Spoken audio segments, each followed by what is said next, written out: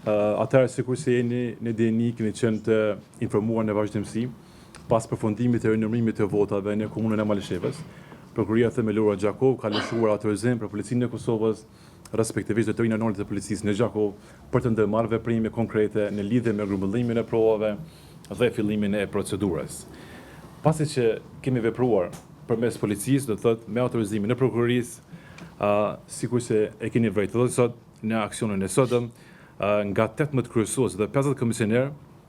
janë intervistuar gjithsej 15 kryesues dhe 43 komisioner.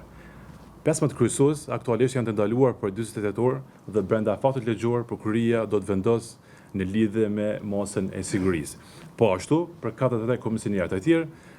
jemi duke në vlerësim e sipër në lidhje me ndonjë masë eventuale, pasi që në këtë rast ka qenë të angazhuar 2 prokuror të departamentit për krime të rënda dhe deri më tani kemi mbledhur të gjitha provat materiale dhe ato personale kryesore, por që hetimi do të vazhdoj edhe me tutje, edhe për kryesuesit dhe komisionerët e tjerë, të cilët sot për arsye të ndryshme, ose ka qenë jashtë vendit, ose nuk kemi arritur që të kemi prezencë në Drejtorinë Anale të Policisë, për të njëjtën do vazhdohet me tutje me procedurë, sikurse kemi mbledhur provat deri më sot. Për detaje e tjera lidhur me punën operative, të më njoftoj edhe nën kolonelin Bekim Avdia. Faleminderit. Sa i përket operacionit policor të sotëm, sektori hetimi rajonale pranë Drejtorisë Rajonale të Policisë në Gjakov, në bashkëpunim dhe në koordinim me Prokurinë Themelore në Gjakov, kemi realizuar fillimin e hetimeve lidhur me dyshimet e kësaj shkelje ligjore që është bë, dhe pas provave dhe dëshmive që janë siguruar dhe janë nxjerrë, kemi pa që janë për momentin të implikuar 68 persona, kryesues dhe komisioner, nga të cilët sot janë ftuar dhe janë intervistuar në shifrat që i dha dhe kryeprokurori 43 komisioner dhe 15